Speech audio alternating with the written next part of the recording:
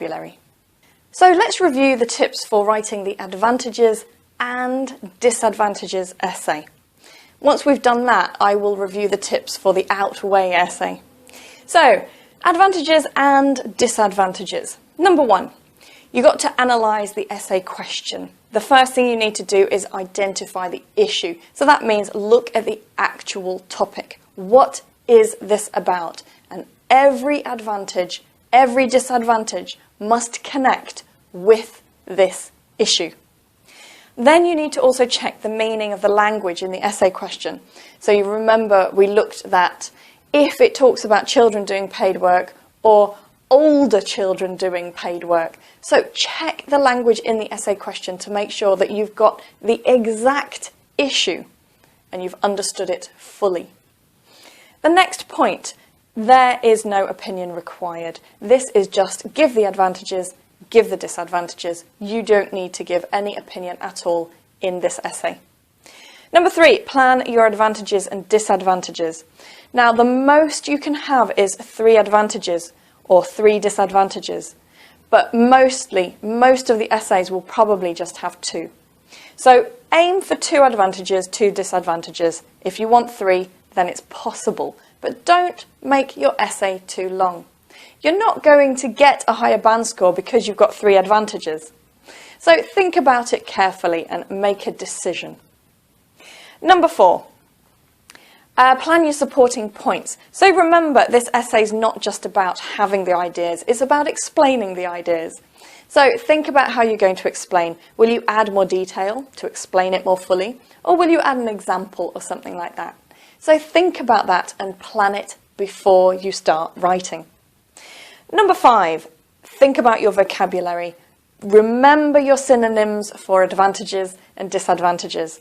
Now, remember that when you use synonyms, when you paraphrase, it doesn't mean that you cannot repeat words. Of course you can. Even band score 9 will have some words repeated. And you will see that I have used maybe benefits twice. It's fine. But just make sure that you do demonstrate some flexibility with your vocabulary.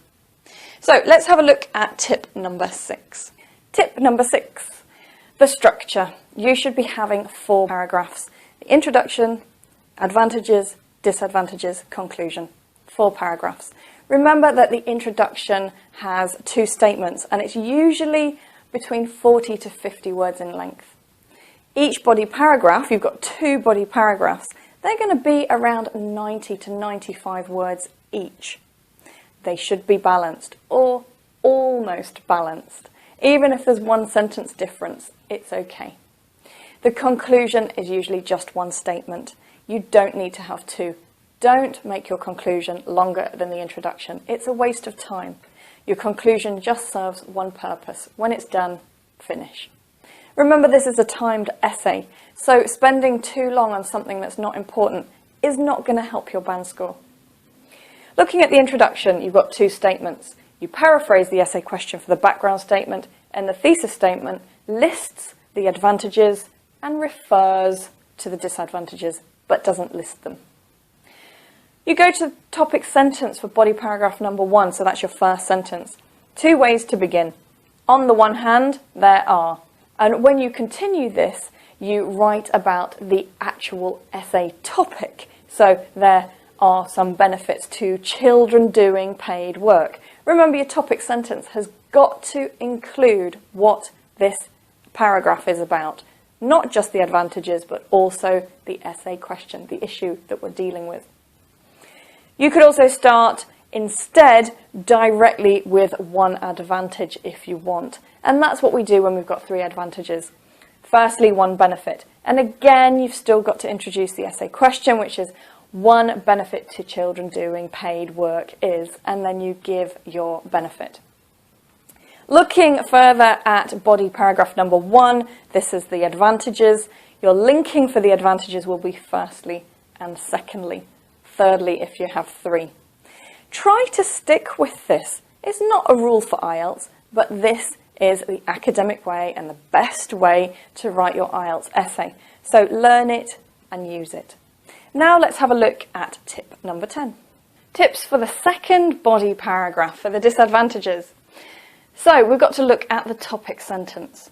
Now, if you started your first body paragraph with "on the one hand," you must use "on the other hand" to start your second body paragraph. If you started your first body paragraph with "firstly," one benefit is you can still use "on the other hand," because "on the other hand" can be used independently, but "on the one hand" cannot. It must go with "on the other hand." So we can always use "on the other hand, one problem." And don't forget, it's a new paragraph. This is the disadvantages, and you have to introduce the essay topic again, which is one problem of children working for money. Don't forget, every time you start a body paragraph, you've got to start fresh and introduce the issue of the essay question again. If you look at the linking for the disadvantages, we're not going to use firstly, secondly, we're going to use one problem, another issue is. So don't repeat your linking methods, use something different. The conclusion. Make sure that you list the disadvantages, but only refer to the advantages without listing them. So remember, try not to make your conclusion too long. Now let's have a look at linking devices and referencing, which is all about coherence and cohesion, and that's 25% of your marks. Now, we've got the introduction, the body paragraphs, and the conclusion. In the introduction, we used although in one sentence and but in the second sentence in the thesis statement. Remember, you can't use although and but in the same sentence. In body paragraph number 1, we used firstly, and that was the topic sentence, and we did introduce the topic, which was children doing paid work. And this refers back. Remember, you can't use this in a paragraph if you haven't introduced the subject. So we've got this, we've got secondly, by doing this, thirdly, these skills. So linking and referencing. Looking at the second body paragraph, we've got on the other hand, one problem. For example, as a result, another issue, so we used as therefore. So we had a different range of linking devices. And again, that is also the benefit of planning your supporting points. Because if you only state your advantages or disadvantages without an extra supporting statement, it becomes very mechanical, firstly, secondly, thirdly. But when you introduce your supporting points, you start having a nicer range of language and linking devices. For the conclusion, we started with in conclusion. You could use to conclude or to sum up. Please don't try to use anything else. You don't need it. If this can get you a band score 9, use it. We also had while, which has the same meaning as although. So if you use although in the introduction, use while in the conclusion. And we also had also. So we've got quite a nice range of linking devices. They are used flexibly and they're not repeated. So that's nice. Now it's time to look at the tips for the outweigh essay. Let's first look at what's similar. So the first thing that's similar is that you do still have to analyse the essay question. You've got to identify the issue, you've got to look at the language and the meaning in detail before you start brainstorming. The structure and paragraphs are going to be the same. It's still going to be 4 paragraphs, the introduction, 2 body paragraphs, and a conclusion. The background statement is going to be the same. It's the same technique. The ideas, so what I mean are the advantages and the disadvantages, you brainstorm them in the same way. You're going to use the same ideas. And then you look at signposting and linking for the advantages and the disadvantages. You're going to use the same technique to order your advantages and disadvantages. So firstly and secondly, in body paragraph 1, one problem, another issue, or another negative aspect in body paragraph number 2. So those are the similarities. Now let's focus on the differences. The main difference, of course, is that when the question asks, do the advantages outweigh the disadvantages, it's asking for your opinion. You need to give it.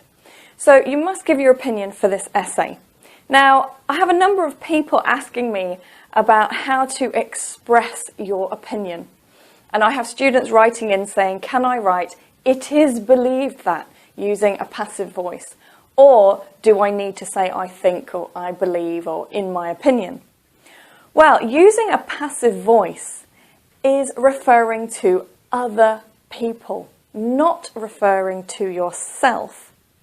It is believed by others that. That's the reason that we use the passive voice. One, it refers to other people, and two, it's showing that the person who believes is not really important to the sentence. So, for both reasons, using the passive voice to express your own opinion is wrong, completely wrong. You do have to give your opinion directly. The examiner will look for it, and the only way to express your opinion is to use "I" or "my." Now, if the essay does not ask for your opinion, so for example, advantages and disadvantages, that didn't ask for your opinion, you don't use "I" or "my" in the essay. So we use "I" or "my" only to express our opinion when the instructions ask for it. So, very important that. Number two, your opinion will be written in the introduction as a thesis statement. So your background statement's the same, the thesis statement will be different. It will be, "In my opinion, I believe that," and you explain if you think the advantages or the disadvantages are more important. Number three, the topic sentences, going to the body paragraphs now. The topic sentences, the first sentence of each body paragraph, will support your view and need to be very carefully written. So let me quickly summarise that for you. The topic sentence for the first body paragraph starts with "admittedly" when we don't think this side is very important. You can use "basic" or "minor" if it can be applied to the ideas you're using.